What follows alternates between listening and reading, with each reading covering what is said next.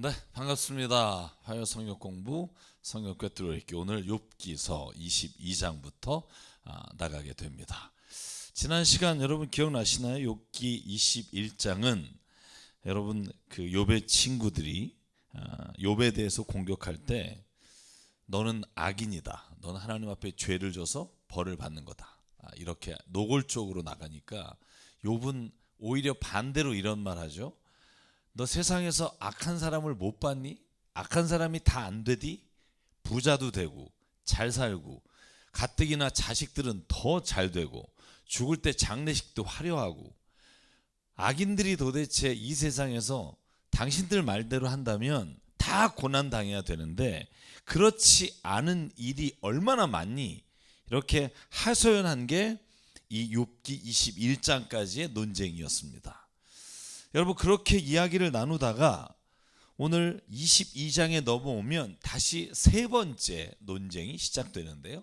이 세 번째 논쟁은 여러분 잘 아시겠지만 엘리바스와 빌단만 욥에게 질문을 던지고 소발은 나오지 않습니다. 31장까지 전개가 되는데 오늘 한번 22장에 엘리바스가 이제 세 번째 욥에게 뭐라고 말하는지를 한번 살펴보고 거기에 대한 욥의 대답을 보도록 하죠. 자, 엘리바스가 이제 다시 욥의 그 말, 그러니까 악한 사람이 다 잘못되디 악한 사람도 잘 되고 그리고 심지어는 그 자식 때까지 자자손손 부자로 살고 이런 모습을 본 적이 없느냐? 내가 고난당하는 건 죄 때문이라고 말할 수 없다. 자, 그 말에 대해서 엘리바스가 뭐라 그래요? 야, 너 참 뻔뻔하다 이런 거예요. 네 죄가 많고 네 죄악이 끝이 없으니까 네가 고통당하는 걸 왜 인정하지 않니? 여러분 이제는 뭐 막가자는 겁니다. 이 정도 되면. 네. 그러니까 엘리바스는 야, 너 죄를 졌으니까 악하게 사니까 그러니까 그렇게 고통당한다는 걸 왜 받아들이지 않고 자꾸 세상에서 악한 사람도 잘 된다는 걸 자꾸 변명하니? 그러면서 엘리바스가 점점 강도가 세지는데 그게 뭐냐면 네가 죄를 졌다는 거를 내가 조목조목 따져볼게. 첫째, 자, 목마른 사람에게 마실 거 준 적 있니? 배고픈 사람에게 먹을 거 준 적 있니? 여러분 권세를 이용해서 땅을 차지하고 남의 걸 빼앗고 네가 남의 먹을 거리를 빼앗고 살지 않았어? 과부들이나 고아들을 혹사하고 학대하고 빈손으로 돌려보낸 일이 네가 많았기 때문에 고통을 당하는 거야. 여러분 이렇게 아주 구체적으로 엘리바스가 욥에 대해서 비난합니다. 그러니까 이제 네가 온갖 올무에 걸려서 공포에 사로잡히게 될 거다. 왜? 네가 이렇게 선한 일을 하지 않았기 때문에 그렇다 하는 거예요. 자, 그러면서 엘리바스가 또 덧붙여서 이렇게 말합니다. 네가 아직도 악한 자들이 가던 길을 계속 걸어가면서 네가 그러지 않았다고 고집을 필 거냐? 이 악한 사람들의 공통된 특징이 뭔지 아니? 11절에 말해요. 하나님께 말하기를 우리를 좀 그냥 내버려 두십시오. 전능하신 분이라고 하여 우리에게 무슨 일을 더 하실 수 있겠습니까? 하며 모든 좋은 걸 주신 분은 하나님이신데 감사할 줄 모르고 자기의 노력으로 됐다고 생각하고 그래서 악한 자가 형벌을 받을 때 선한 자 그리고 의로운 사람이 그들을 보고 기뻐하고 비웃게 되는 거다. 자, 이 정도면 이제 뭐 친구는 아니고요. 이제 거의 원수가 됩니다. 처음에 위로하고 같이 울던 사람은 이제 없어지고요. 이제 서로가 특별히 저는 욥의 세 친구가 참 잘못된 길을 걷고 있다고 생각해요. 왜냐하면 그 멀리서 와서 욥을 정죄하는 모습부터가 저는 잘못됐다는 생각을 가져요.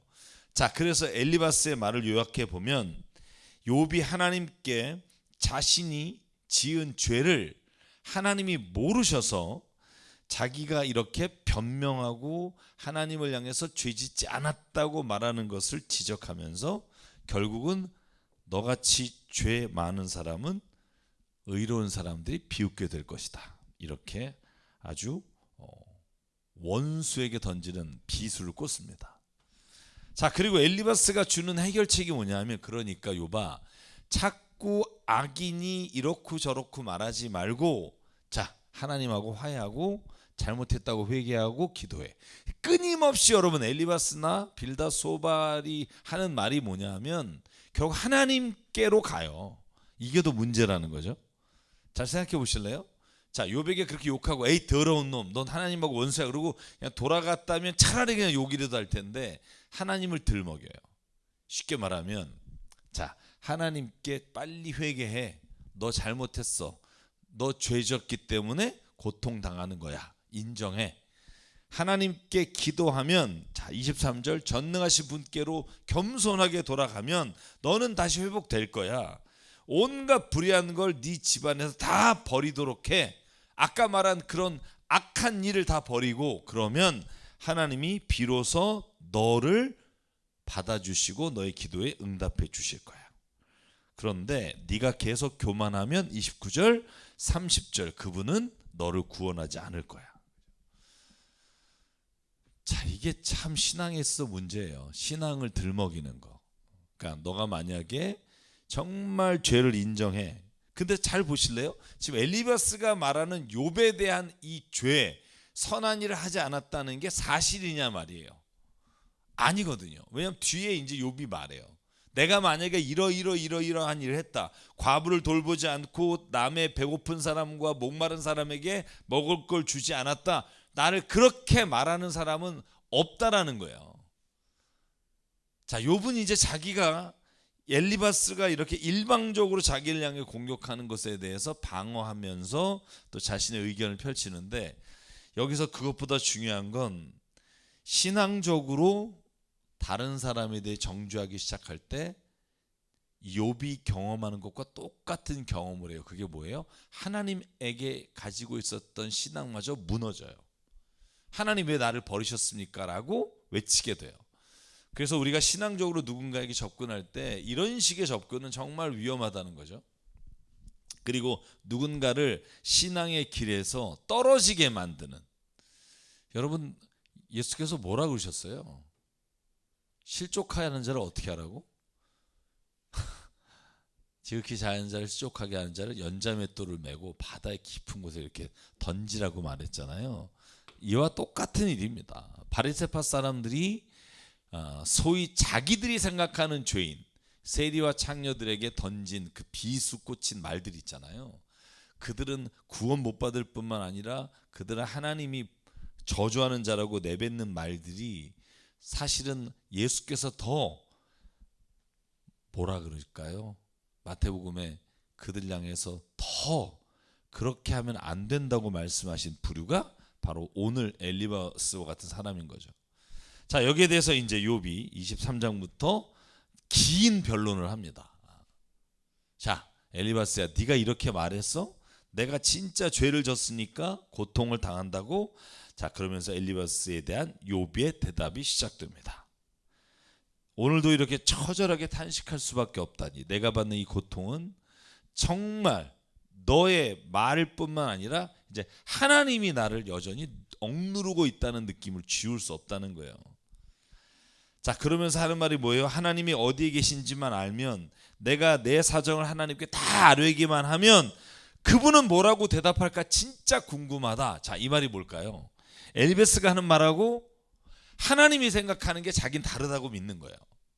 엘리바스가 나를 향해서 너가 죄를 짓고 회개 안 하니까 하나님이 너를 지금 벌 주시는 거다라고 하는 말에 대해 하나님께 묻고 싶은데 하나님이 너와 같이 대답을 하실까? 이렇게 욥이 엘리바스와 하나님을 분리하려고 애쓰는 거예요. 잘 보실래요? 만약에 엘리바스가 하는 비난을 욥이 그냥 받아들였다면 욥은 하나님을 떠나게 될 거예요. 왜? 하나님이 욥에게 너가 죄졌으니까 선한 일을 하지 않았으니까 내가 이러한 고통을 너에게 준다라는 게 하나님의 말씀이라면 욥은 받아들일 수가 없으니까. 그런데 욥은요 마음속으로 엘리바스가 하는 그 비난과 그 자신을 향한 욕을 하나님하고 분리시켜요. 하나님은 그렇게 대답하시지 않으실 거야 라는 믿음이에요. 7절, 내게 아무런 잘못이 없으니까 하나님께 떳떳이 나는 말씀드릴 수 있다. 내 말씀을 다 드리고 나서 나는 믿는데 하나님은 단호하게 뭘 선언하신다? 무죄를 선언하실 거다. 그러니까 엘리바스의 생각하는 것과 하나님이 나를 보시는 건 다를 거다. 여기 이 믿음이 있었기 때문에 욥은요 마지막까지 하나님을 향한 그 대화, 하나님을 향한 뭐라 그럴까요? 절규 이런 걸 멈추지 않는 거죠. 왜? 하나님은 친구들과는 다른 대답을 할 것이라는 확신이 있었기 때문에. 자, 그리고 나서 욥이 뭐라 그래요? 자, 하나님을 찾아요. 자꾸 친구들이 하나님께 나가서 기도하고 하나님과 화해하라고 말하는데 하나님을 동쪽에서 찾고 북쪽에서 찾고 서쪽에서 찾고 남쪽을 찾아도 하나님을 만날 수가 없는 거예요. 자, 답답하죠. 욥이 하나님을 안 찾는 게 아니에요. 찾아요. 근데 뭐라고 말해요? 동쪽에 가서 찾아도 하나님 안 계시고 서쪽에도 안 계시고 북쪽에도 안 계시고 남쪽에도 가도 뵐 수가 없다. 하나님은 내가 발 한번 옮기는 것을 다 알고 계실 텐데 왜 나에게 나타나지 않고 나에게 응답하지 않으시나. 내가 진짜 평생을 오직 그분의 발자취를 따라가고 하나님이 정하신 길로 가고 성실하게 걷고 길을 벗어나지 않고 방황하지 않았는데 왜 나에게 응답하시지 않나. 여러분 이 애절함이 이렇게 느껴지십니까? 여러분 우리의 삶에도 이런 경우가 있잖아요. 하나님이 대답하지 않고 혹은 하나님께 간구하지만 아무런 응답을 못할 때 여러분 욥의 이 답답한 상황을 우리가 알게 돼요. 그런데 이제 뒤에 보면 제가 오늘 이 말씀을 준비하면서 느낀 게 뭐냐면 이 뒤에 보면 이걸 통해서 또 욥이 깨닫는 게 있어요. 진짜 그건 제가 또 욥을 보다가 못 봤던 부분을 오늘 또 한 두 군데를 보게 됐는데 욥이 이래서 이 고통이 욥에게는 필요한 일이었겠구나 하는 생각을 갖게 되는 대목들이 나와요. 그러니까 왜 하나님 응답 안 하실까? 왜 친구들이 와서 이렇게 고통당하는 욥을 더 힘들게 할까? 왜 욥은 아무 이유 없이 이렇게 고난을 당하면서 하나님의 신실하심에 대해 의문을 던지게 할까? 이유가 있을 것 같아요. 한번 보죠. 자, 여기서는 이제 하나님이 대답 안 하시는 거예요. 답답함을 이제 토로합니다. 내가 이렇게까지 그분의 입술에서 나오는 계명을 지켰는데, 내 마음에 깊이 간직하고 살았는데 어떻게 하나님이 나에게 죄송해요 쌩깔 수 있을까? 나를 이렇게 모른 척할까? 자, 그리고 나서 뭐라 그래요? 하나님이 한번 뜻을 정하면 돌이킬 사람이 없다라는 거예요. 한번 하시려고 하면 하나님은 어떻게 해서든 그걸 이루고 마시는 분이다. 이루시는 분이다. 그러니까 떨린다는 거예요. 왜냐하면 엘리바스가 말한 것처럼 하나님이 나를 보실 수도 있다는 두려움이 있는 거예요. 내 죄 때문에 이렇게 하셨나? 그런데 한편으로 내가 생각해 보면 그건 아니라는 확신이 드는 거예요. 그러니까 그 사이에 갈등하는 거예요, 욥이. 엘리바스가 말하는 것처럼 하나님이 만약에 나를 보신다면 나는 끝이라는 거죠. 왜냐하면 악한 일을 내가 행한 것으로 인해 하나님이 만약에 나에게 그걸 갚아주시겠다 하면 나는 그분 앞에서 떨릴 수밖에 없고 15절 나는 그분이 두려울 수밖에 없다는 거예요. 그렇잖아요. 그런데 욥은 믿는 거죠. 하나님은 나를 그런 이유로 인해서 이런 어려움을 주시는 게 아닐 거다. 17절이 저는 아주 저의 마음에 와닿는 말이었어요. 내가 무서워 떠는 것은 어둠 때문도 아니고 흑암이 나를 덮은 탓도 아니다. 그럼 뭐 때문이냐? 하나님이 내 용기를 꺾으셨기 때문에 나는 그분이 두렵다. 다시 말하면 하나님이 나를 죄인으로 혹은 악한 자로 보실까 두렵다. 여러분 욥은요 자신의 고통이나 자기에게 찾아오는 어두움이 두려운 게 아니에요. 그가 두려운 건 하나님으로부터 버림받는 게 두려운 거예요. 그래서 욥은요 지금 발버둥 치는 거예요. 이 일은 하나님께 버림받은 게 아닐 거야. 자기 자신에게 이런 확신을 가지고 친구들과 대화하는 거예요. 저는 그래서 하나님을 향한 이 믿음이 욥이 친구들과의 대화에서도 쓰러지지 않고 그를 지키게 했던 능력과 힘이라고 믿는 거죠. 만약에 하나님에 대한 이 소망마저도 없었다면 욥은요 친구들하고 대화를 이렇게 마지막까지 하고 하나님을 만날 수 없었을 거라고요. 욥은 이런 상황에서도 하나님을 두려워했고 하나님이 자기에 대해서 버리지 않는다는 믿음이 있었으니까 오늘 23장에 엘리바스를 향해서 이렇게 말합니다. 자, 그리고 한마디 더 해요. 자, 24장, 25장까지 24장까지 이제 욥의 말이 이어집니다만, 자, 욥이 이렇게 말해요. 어찌하여 전능하신 분께서는 심판하실 때를 정하여 두지 않으셨을까? 어찌하여 그를 섬기는 사람들이 정당하게 판단받는 날을 정하지 않으셨을까? 여러분, 무슨 질문일까요, 이게? 뭔 질문일까요? 왜 갑자기 하나님은 왜 심판하실 때를 정해 두시지 않으셨을까? 왜냐하면 욥이 지금 얼떨결에 당했잖아요. 대책 없이 당했잖아요. 하루아침에 그냥. 만약에 하나님이 정말 내가 악한 사람이라 그래서 심판하신다 했으면 심판날을 정해 주시든지, 그러면 내가 그 심판날을 준비하고 살 텐데, 내가 회개할 기회를 가질 텐데, 만약에 내가 잘못한 것으로 심판받는다라고 말씀하셨는데 해필이면 만약에 하나님이 그 심판하신 날에 내가 아직 회개를 못했다면, 야, 나는 그러면 구원받지 못하는 거냐? 이런 질문들이 나오는 거죠. 왜 하나님은 심판의 때를 알려주지 않으셨을까? 그러니까 세상이 어떻게 돼요? 자, 욥이 보기에는 고아의 나귀를 강제로 끊어가는 사람이 있는 거예요. 왜? 언제 심판받을지를 모르니까 나쁜 짓을 하는 거예요. 자, 보실래요? 과부의 소를 끊어가요. 왜? 심판받는 날을 모르니까 그가 죄를 짓는 거예요. 만약에 여러분 내일 만약에 하나님이 심판하신다 그러면 오늘 남의 소를 훔쳐가겠어요? 가난한 사람을 억압하겠어요? 안 하죠. 자, 하나님이 심판할 때를 정해두지 않으니까 세상에 어떤 일이 일어나느냐? 지금 욥이 보기에는 가난한 사람의 권리를 빼앗고 아버지 없는 어린아이를 노예로 빼앗아 가는 자들이 있는 거예요. 왜? 심판의 때가 정해지지 않았으니까. 자, 역으로 한번 해볼까요? 심판의 때가 정해지면 사람들이 이런 나쁜 짓을 안 할까요? 악한 짓을? 어떻게 생각하세요? 심판의 때가 정해지면? 심판의 때가 정해졌다. 지금 욥이 말처럼. 제가 왜 그런 얘기 가끔 드리잖아요. 왜 하나님은 우리의 미래를 알지 못하게 하셨을까? 전도서 7장 14절이죠. 제가 늘 이렇게 반추하는 말이에요. 장래의 일을 우리로 하여금 알지 못하게 하셨다. 왜 그러셨을까? 이 심판의 때도 마찬가지예요. 심판의 때와 우리가 미래의 때, 제가 미래를 알지 못하게 하신 이유는 뭐라 그랬죠? 만약에 우리가 죽는 날 혹은 누가 곧 교통사고를 당하는 날, 어려운 날을 알면 우리가 조그맣고 소소한 일을 기뻐할 수 없다. 그 얘기 말씀드렸잖아요. 자, 심판의 때를 정해두셨다 하는 거, 언제 올지 그날과 그때는 아무도 모른다. 그날이 도둑같이 임할 것이다. 왜?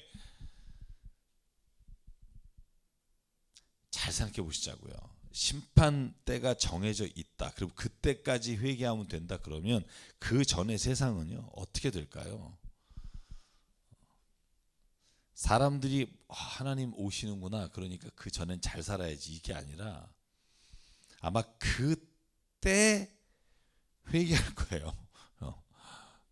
여러분 오른쪽에 있는 강도처럼 마지막 순간 그 때에 회개할 거라고요.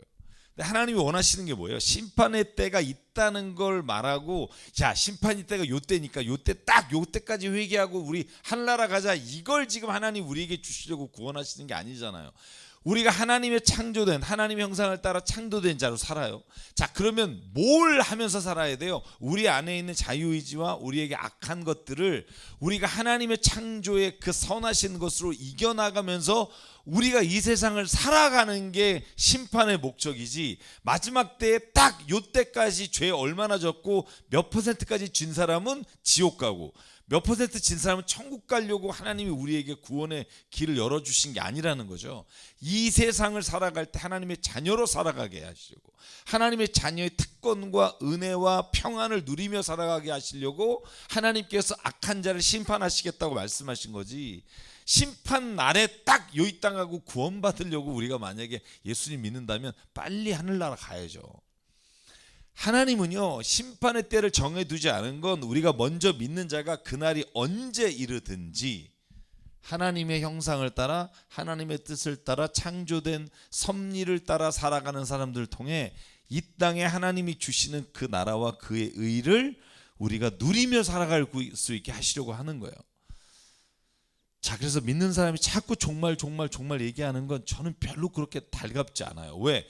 마지막 종말의 때는 말씀에 분명히 온다고 돼 있고 그건 분명히 하나님이 하실 거예요. 그런데 예수님이 너무나 강조하잖아요. 그날과 그때를 알려고 하지 마라. 왜? 지금 하늘나라가 너희 안에 있다.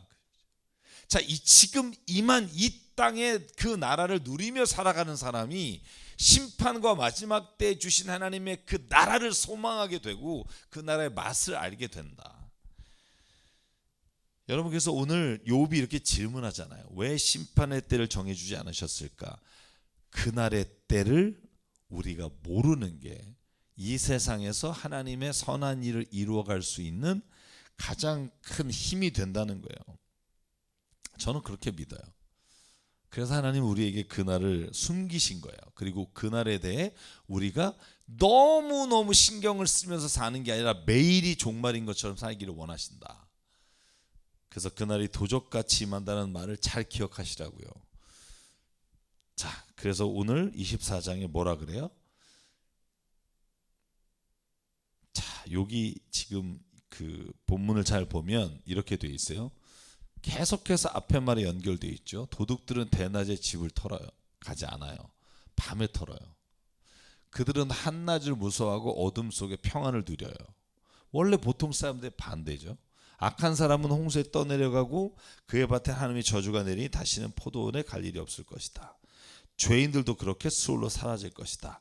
자, 마지막 20절, 악은 결국 잘린 나무처럼 멸망하고 마는 것이다.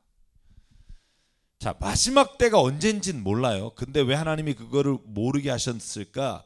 하나님께서는요, 그럼에도 불구하고 앞에처럼 자, 지금은 마지막 날이 아니니까 남의 것을 빼앗고 노예로 삼고 막 이렇게 사는 사람들은 하나님이 반드시 그 마지막 날에는 나무처럼 잘린 멸망을 당할 것이다, 이렇게 말하는 거죠. 자, 기억하라는 거예요. 자, 그리고 나서 22절에 하나님이 그분의 능력으로 강한 사람들을 휘어잡으시니 그가 한번 일어나시면 악인들은 생명을 건질 길이 없다. 하나님이 악한 자들에게 안정을 주셔서 그들을 평안하게 하여 주시는 듯하지만 하나님은 그들의 행동을 낱낱이 살피신다. 악인들은 잠시 번영하다가 곧 사라지고 풀처럼 마르고 시들며 곡식 이삭처럼 잘리는 법이다. 자, 여기서부터 25장까지 잘 보시자고요. 여기를 잘 봐야 됩니다. 왜냐하면 앞에 21장이 욥이 말한 것과 반대 이야기를 해요. 자, 잘 보실래요? 하나님은 악인을 다 보시고 그리고 결국 그들을 벌하신다. 자, 25장 한번 보고 그리고 26장을 보자고요. 자, 굉장히 길게 많이 남았네요. 네. 자, 빌닷이 뭐라고 그러냐면 이렇게 말해요. 자, 욥이 이렇게 대답하니까 하나님께서는 주권과 위엄이 있으신 분이다. 그런데 네가 감히 하나님 앞에서 의롭다고 지금 끝까지 버티니? 그렇죠? 여자에게서 태어난 사람 주고 깨끗하지 않은 사람, 깨끗한 사람이 어딨냐? 다 깨끗하지 않다. 자, 근데 이게 왜 말이 어불성설이죠? 만약에 여자에게 태어난 사람이 다 깨끗하지 않아서 만약에 욥에게 벌이 왔다면 모든 사람이 그렇게 돼야죠. 왜 욥만 자식 열이 죽고 모든 재산이 날아가냐고요. 빌닷 말한 것처럼 모든 사람이 깨끗하지 않은데 회개 안 해서 그렇다고요? 지금 빌닷은 그 말을 하고 싶은 거예요. 그러니까 네가 회개하지 않으니까 구더기 같은 인간이, 벌레 같은 인간이 돼버려서 하나님이 너를 이렇게 어렵게 고통 가운데 두신다는 거예요. 자, 이제 끝난 거죠. 친구에게 벌레 같은 놈, 이렇게 막 구더기 같은 놈 이렇게 부르면 사실은 이제 빌닷과 욥, 엘리바스와 욥의 관계는 이제 다 끝났다고 보는데, 빌닷의 비난이에요. 자, 1대3으로 싸우는 거예요. 지금 1대3으로 지금 완전 너덜너덜해졌을 거예요, 욥이 지금. 그죠? 어찌 사람이 하나님 앞에 의롭다 하겠느냐? 너는 왜 의롭다고 계속 하나님 앞에 버티고 있느냐? 잘 보실래요? 빌닷과 엘리바스는 계속 욥에게 네가 시인하고 회개하면 하나님이 널 도와줄 거다. 그런데 욥은 뭐예요? 내가 죄인인 건 안다. 그런데 내가 이런 고통을 당하는 게 내가 죄신 대가라고 생각할 수는 없겠다. 왜냐하면 너희가 그렇게 말하는 대로 내가 받아들이게 되면 이 땅에 있는 악을 설명할 길이 없다. 자, 지금 욥도요, 사실은 이게 어디로부터 왔는지 몰라요. 그러니까 하나님께 막 물어보는데도 답이 없어요. 지금 답답하면서 대답하는 거예요. 얼마나 힘들겠어요. 욥의 대답이 그렇잖아요. 답은 몰라요. 아니야, 하나님이 이러이러해서 주시는 거야, 왜 이런 고통이 온 거야 라고 말 안 해요. 예를 들면 하나님이 더 좋은 것을 주시려고 나에게 이런 고통을 준 거야, 이런 말도 못 해요. 왜? 모르니까. 하나님이 나에게 이걸 통해서 뭔가를 더 깨닫게 하시려고 주신 거야 라는 말도 못 해요. 왜? 이게 너무 힘드니까. 이 정도의 고통을 통해서 뭐 하나 깨닫는다? 야, 욥이 받아들이기 어렵죠. 자, 그런데 친구들의 비난에 대해서는 대답해야 돼요.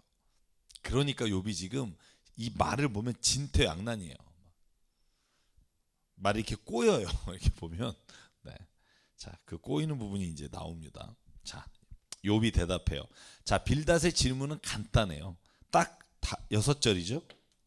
이 구더기 같은 인간아, 네가 하나님 보시기에 진짜 의롭다고 이제 이렇게 비난하는 글을 던지니까 욥이 말하는 거죠. 야, 네가 나를 그렇게까지 걱정해 주니 고맙다. 이게 서로 지금 막 이렇게 칼이 왔다 갔다 해요, 말에. 야, 그렇게까지 네가 생각해 줬으니 고맙다. 나처럼 가난하고 힘없는 자를 도와주다니. 야, 너 참 좋은 애다. 이런 거죠. 이런 비꼬는 말입니다. 욥도 지금. 피차간에 지금 이제 갈 때까지 갔어요.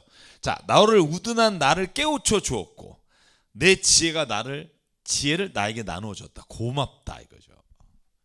우리가 요즘 말로 하면 야, 그래 너 진짜 절친이네. 와서 이렇게까지 나를 도와주려고 하고 내 죄를 알게 해주고 막 이렇게 지금 욥이 던지는 말입니다. 자, 그런데 4절, 그런데 누가 네가 한 그런 말을 들을 것이라고 생각하니 너는 누구에게 영감을 받아서 그런 말을 하는 거니? 자, 네가 진짜 지혜롭다고? 야, 나는 네가 볼 때 네가 그 하는 말이 정말 지혜로운 말이 아니라는 걸 분명하게 알 수 있다. 8절, 구름 속에 물을 채우시고 물이 구름 밑으로 터져 나오지 못하게 막고 가시는 분이 곧 하나님이시다. 이게 무슨 말이에요? 하나님의 그 놀라우신 지혜를 나는 네가 알고 말하는 게 아니라는 거예요. 그 확신이 있는 거예요. 자, 조금 더 볼까요? 9절, 하나님은 보름달 뒤에 숨어 계신다. 보름달을 구름 뒤에 숨기신다. 물 위에 수평선을 만드시고 빛과 어둠을 나누신다. 그분께서 꾸짖으시면 하늘을 떠받치는 기둥이 흔들린다. 그분의 콧김에 하늘이 맑게 개며 그분의 손은 도망치는 바다 괴물을 찔러 죽인다. 그러나 이런 것들은 그분이 하시는 일의 일부에 지나지 않고 우리가 그분에게서 듣는 것도 가냘픈 속삭임에 지나지 않는다. 하물며 그분의 권능에 찬 우레소리를 누가 이해할 수 있겠는가. 여러분, 이거 보면 뭐가 떠오르죠? 뭐 떠오르는 거 없어요? 이 본문 읽으면? 네? 시편 떠오르고 또 뒤에 막 이런 얘기 누가 하죠? 나중에 내가 뭐 만들었을 때 네가 어디 있었니? 막 이 말 하나님이 38장부터 41장까지 하시는 말씀이 다 이거잖아요. 이거와 조금 다르긴 하지만 하나님이 일하실 때 너가 그것을 본 적이 있니? 이해할 수 있니? 이 말을 지금 욥이 던지는 거예요. 뒤에까지 그런 얘기가 계속 돼요. 자, 보실래요? 욥이 비유로 말했다. 27장이에요. 내가 살아계신 하나님 앞에 맹세한다. 그분께서 나를 공정한 판결을 못하게 하시며 전능한 분께서 나를 몹시 괴롭게 하신다. 이 말은 친구들의 비난을 듣고 하나님에게 지금 욥이 원망하는 거예요. 하나님이 왜 나에게 응답 안 하시고, 하나님이 지금 나타나셔서 우리를 구분짓지 않으시고 우리를 판결해 주지 않아서 왜 이렇게 나를 힘들게 하십니까? 이렇게 하나님 앞에 원망의 말을 던지는 거예요. 내게 호흡이 남아있는 동안은 하나님이 내 코에 불어넣으신 숨결이 내 코에 남아있는 한 내가 입술로 결코 악한 말을 하지 않으며 내가 혀로 거짓말하지 않겠다. 나는 결코 너희가 옳다고 말할 수 없다. 나는 죽기까지 내 결백을 주장하겠다. 자, 욥이 단호하죠. 자, 뭐가 단호하죠? 나는 하나님이 나타나서 우리를 판단해 주실 때까지는 결코 너희들 말에 내가 반응하거나 순종할 수 없다. 니네 말이 옳다고 말할 수 없다.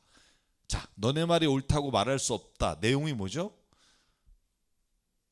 욥의 악한 행동과 죄로 말미암아 이 고난이 왔다는 거예요.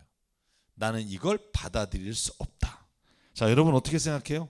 욥이 맞아요? 친구들이 맞아요? 어떻게 생각해요?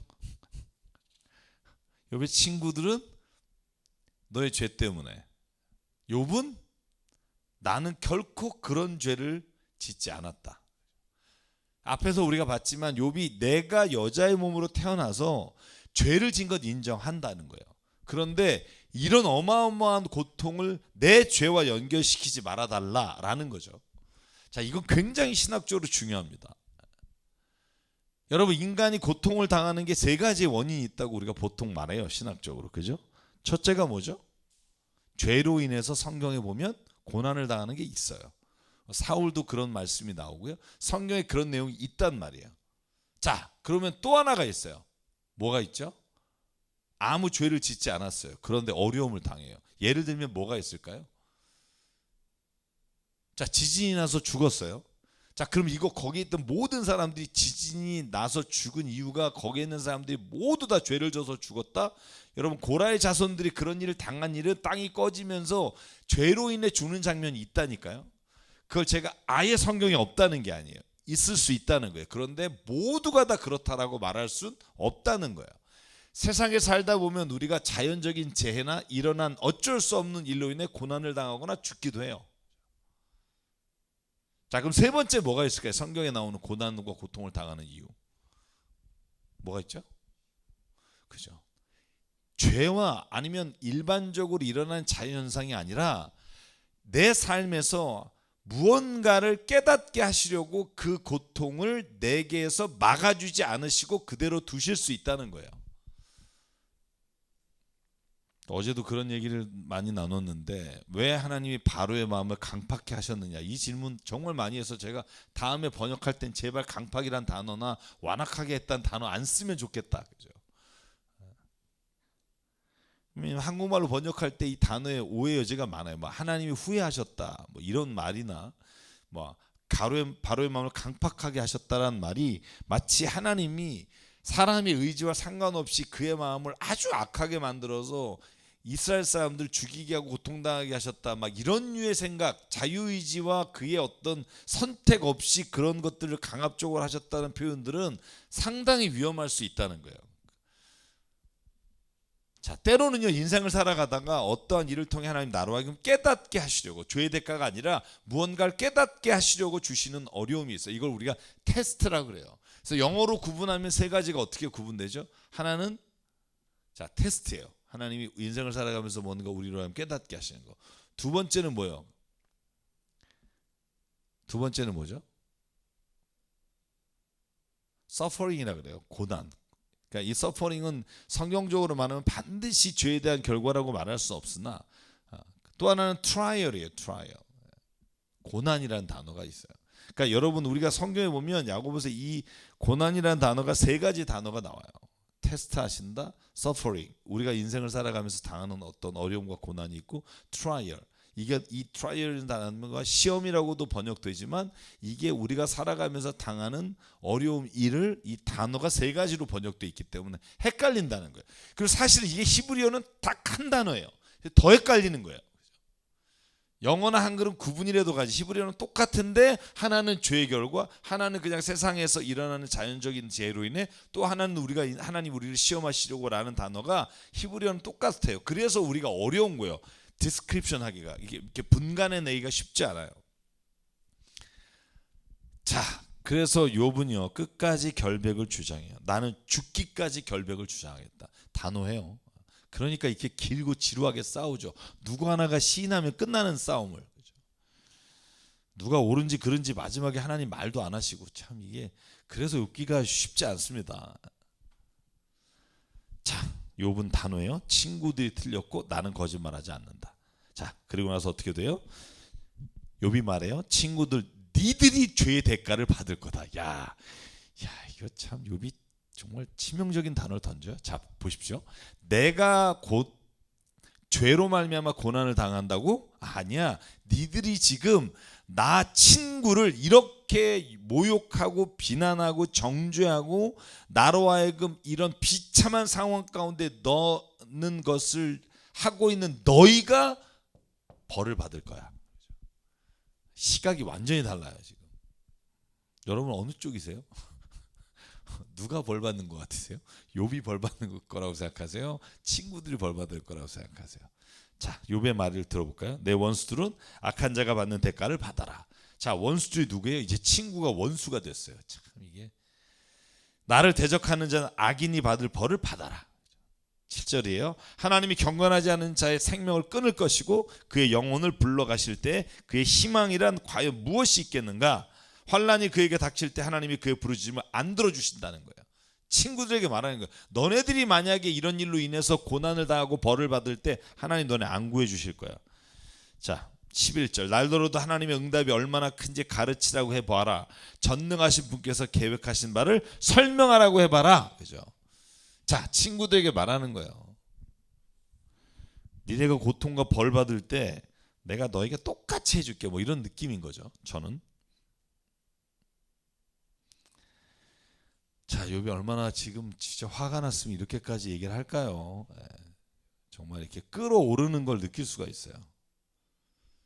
오히려 니네가 벌 받을 거야. 자, 그리고 나서 요 13절부터 23절까지가 욥기서에서 해석하기 가장 어려운 부분 중에 하나고, 동시에 그래서 많은 분들이 요건 욥의 대답이 아닐 거다. 요건 아마 우리가 여기에 누가 없죠? 세 번째 대화에 한 사람이 없죠. 엘리바스와 빌닷 말고 소발이 없잖아요. 이건 소발이 한 말일 것이다. 이렇게 성서를 해석하는 주석가들도 있어요. 이유가 뭔지 아세요?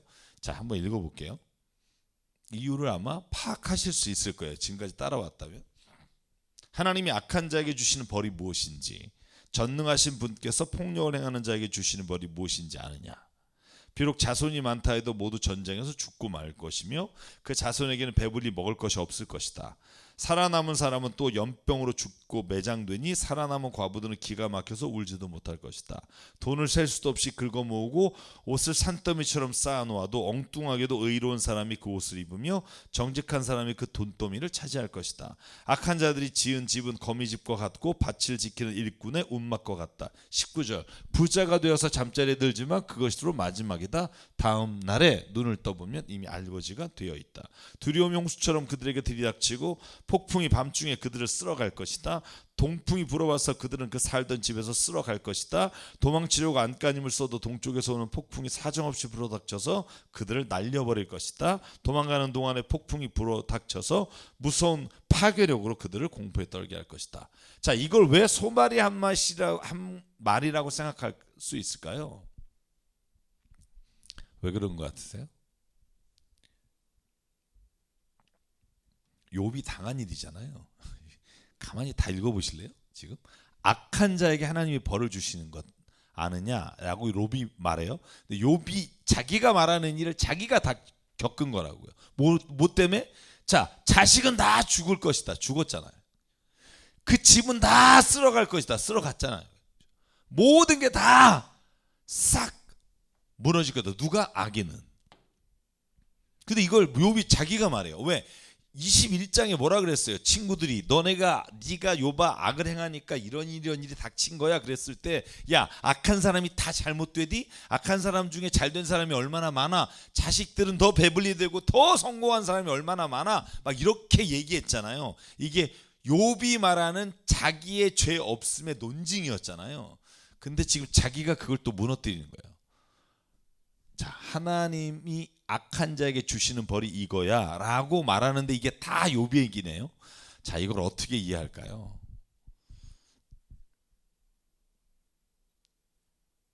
자, 보시죠.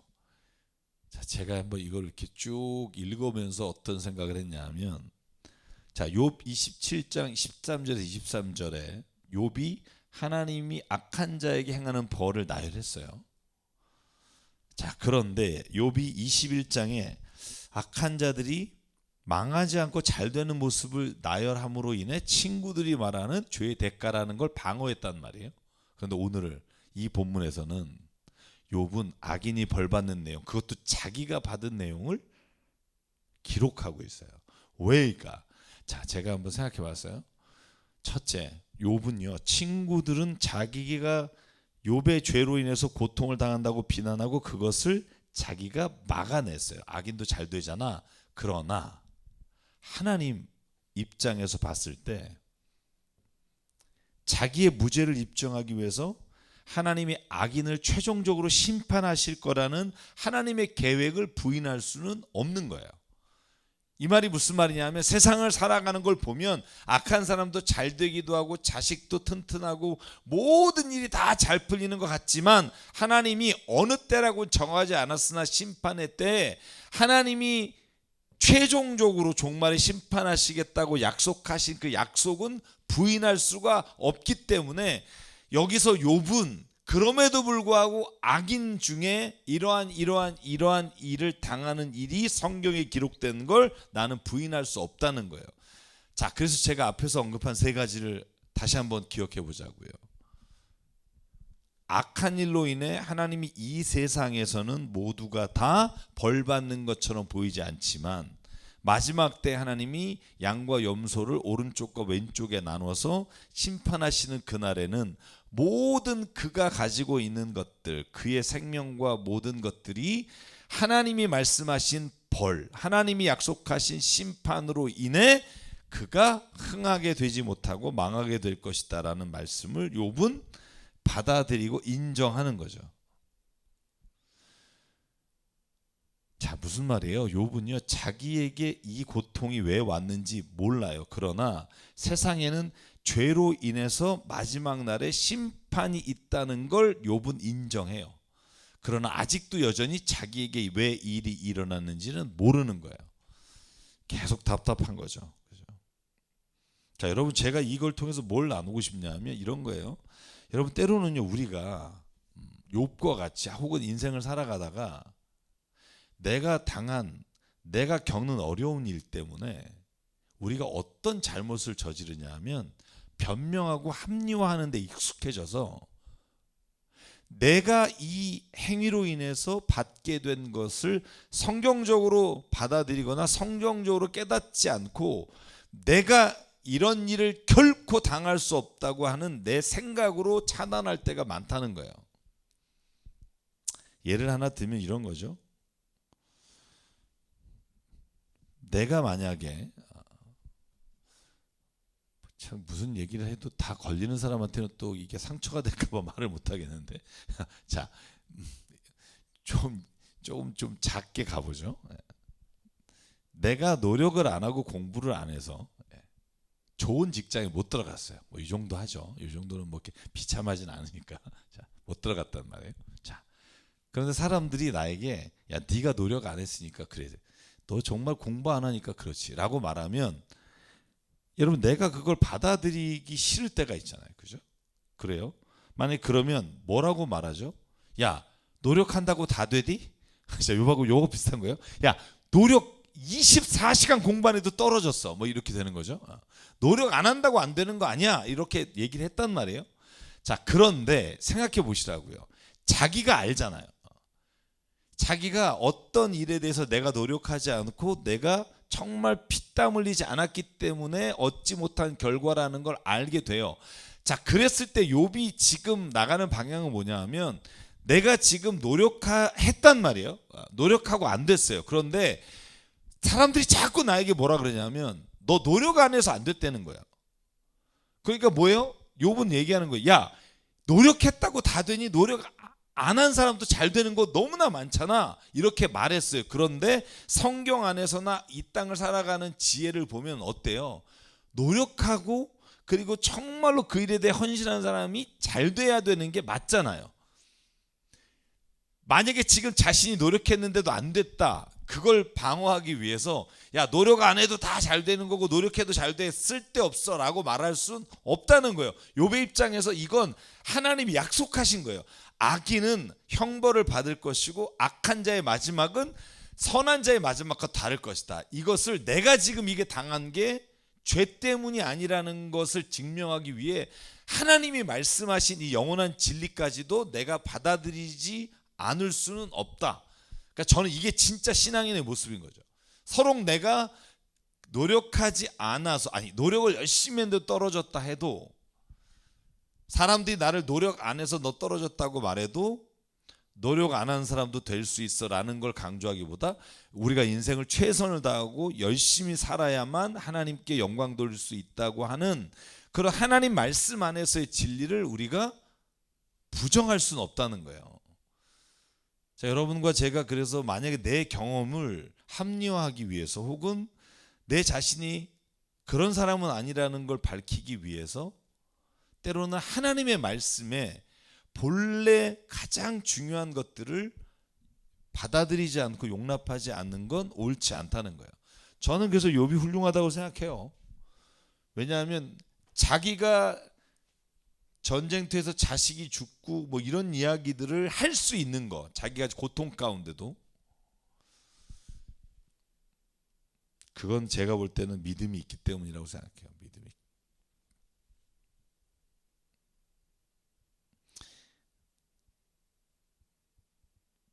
자, 그러니까 이런 거죠. 죄를 지었기 때문에 벌 받는 일이 성경에 있다는 걸 인정해야 돼요. 저는 그러고 싶지 않을 때가 많아요. 왜냐하면 그렇게 되면 내가 당한 병, 내가 당한 어려움이 죄 때문이라고 하는 도식이 성립될까 봐 두렵죠. 그런데 성경을 보면 악한 자를 하나님께서 다루시는 방법 중에 그 방법이 있다는 걸 저는 인정해요. 그러니까 두려운 마음이 있는 거죠. 그러나 모든 질병과 모든 고통과 고난이 죄의 대가다. 이렇게 말하면 안 되는 거예요. 자, 그래서 어려운 거죠. 우리가 신앙 안에서 이걸 분별할 수 있는 거. 자, 그래서 뭐라고 말해요? 결국 자, 욥기 28장. 욥이 그래서 이런 고백을 할 수밖에 없는 거예요. 자, 이걸 28장을 이해하려면 27장을 이렇게 좀 다뤄야 됩니다. 자, 뭐라 그래요? 자, 욥이 이렇게 말해요. 은을 캐는 광산이 있고 금을 정렬하는 재련소가 있다. 이게 뭔 말이냐고요? 인간은 이렇게 똑똑하다는 거예요. 자, 금을 어떻게 해요?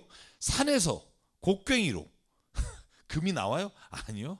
그냥 여러분 땅을 휘저어서 그걸 강에다가 물에다가 휘저으면 금 요만큼 나온다고요. 막 이따만한. 그러니까 이런 걸 해내는 게 누구예요? 인간이에요. 그 밑에 뭐라고 나와요? 9절. 제가 중간에 생각했어요. 이런 많은 것들이 나와요. 제가 28장 조금만 읽어보면 제가 빼먹은 게 좀 많으니까. 자, 광부들은 땅속을 깊이 파고 들어가서 땅속에 아무리 깜깜해도 그 깜깜한 구석구석에서 광석을 캐요. 이게 3절이에요. 4절. 사람이 사는 곳에서 멀리 떨어진 곳, 사람의 발이 닿지 않는 곳에 사람은 갱도를 파요. 그리고 줄을 메고 달려가서 외롭게 일을 해요. 그리고 뭐래요? 금을 캐내요. 인간 대단하다는 거예요. 인간이 가지고 있는 능력 엄청나다는 거예요. 굴을 바위를 깨고 밑뿌리까지 파들어가요. 10절. 각종 진귀한 보물을 찾아내요. 11절. 강의 근원을 찾아내고 땅에 감추인 보화도 들춰내요. 자, 뭘 말하고 싶은 거예요? 그런데 욥은 12절. 그런데 말이야, 인생에 있어서 가장 중요한 지혜는 인간에게 없어, 이거예요.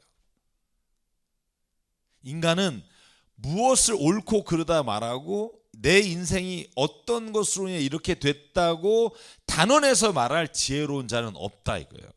오직 누구에게 있다? 자, 하나님만이 인생의 지혜를 가지고 계시고 그분이 우리에게 알려주신다는 거예요. 그래서 뭐라고 말해요? 지혜는 사람에게서 발견되는 것이 아니다. 13절. 사람은 어느 누구도 지혜의 참 가치를 알지 못한다. 15절. 지혜는 금을 주고 살 수도 없고 은으로도 그 값을 치를 수 없다. 지혜는 오직, 자 뒤에 나옵니다. 지혜는 그렇다면 20절 어디에서 오는가? 슬기 있는 곳은 어디인가? 하나님은 지혜가 있는 곳에 이르는 길을 아신다.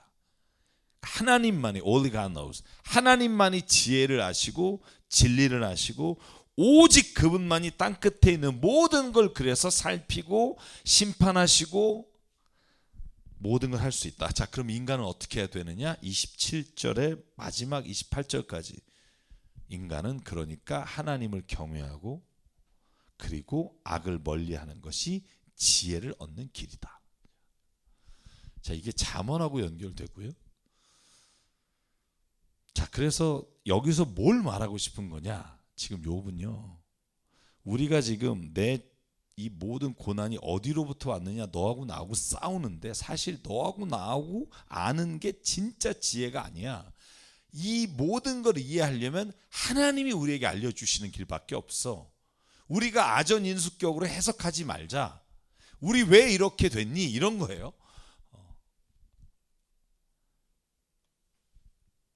자, 지혜롭죠. 저는 욥이 이렇게 말하는 부분이 참 지혜로운 것 같아요.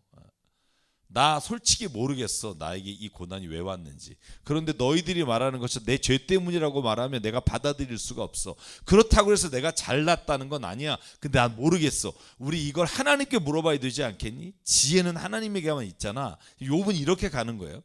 친구들은 무조건 네가 죄를 졌으니까 회개하면 하나님이 너를 구원해 주실 수도 있다. 이 논쟁이 계속 반복되는 거죠. 자, 29장 30장.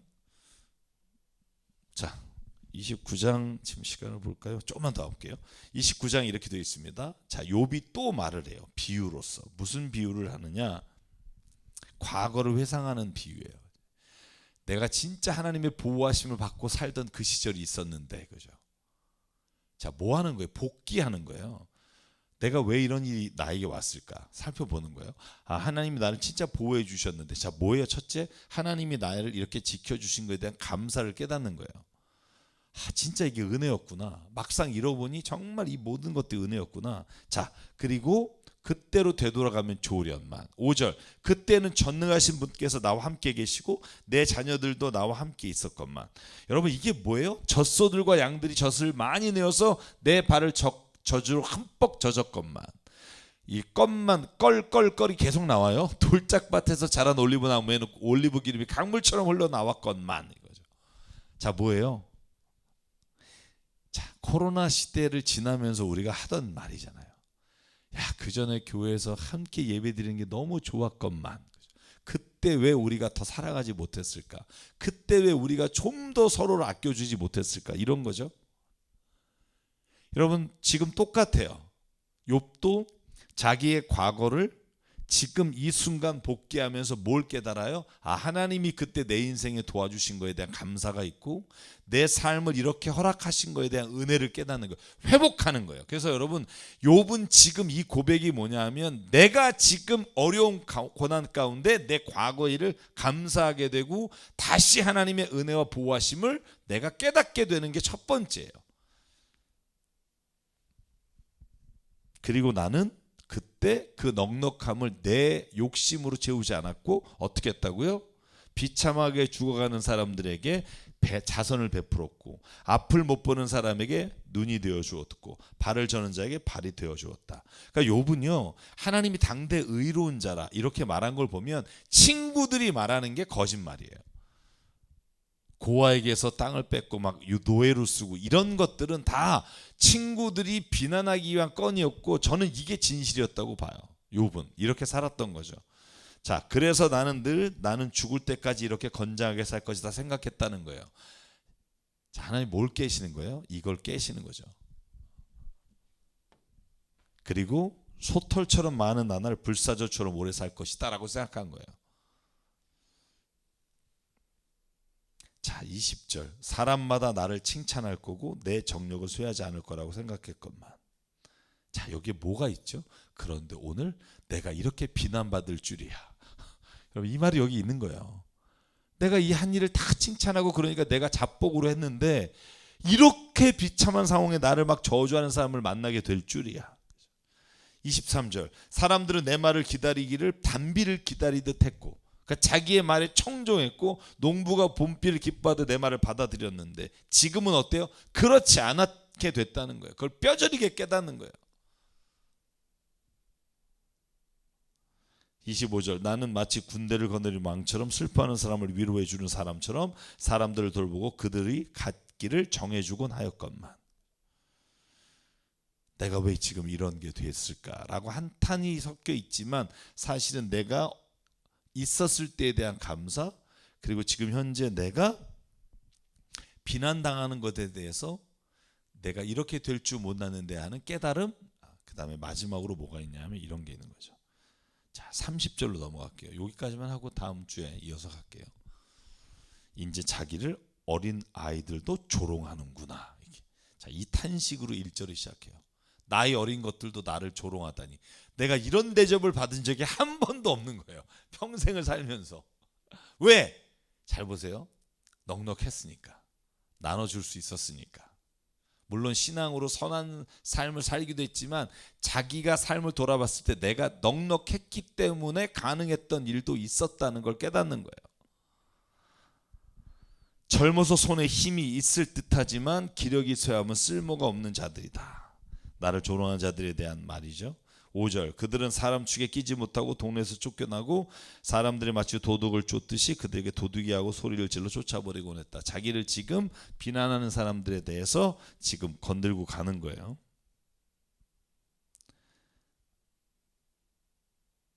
자, 지금 이게 좀 많이 남았네요. 많이 남아서 여기까지만 하죠. 자, 30장은 저희가 다음 주에 좀 자세하게 31장까지 연결이 돼서 31장까지 하도록 하고, 오늘은 여기까지 하는데, 자, 하나만 더 기억하시기 바랍니다. 그게 뭐냐면 자기가 당하는 고난을 통해서 욥이 한 가지 더 깨달은 게 있다면 그게 이거예요. 다른 사람이 너무나 힘들고 비참하게 사는 것을 이제야 욥이 깨달아요. 그게 무슨 말이에요?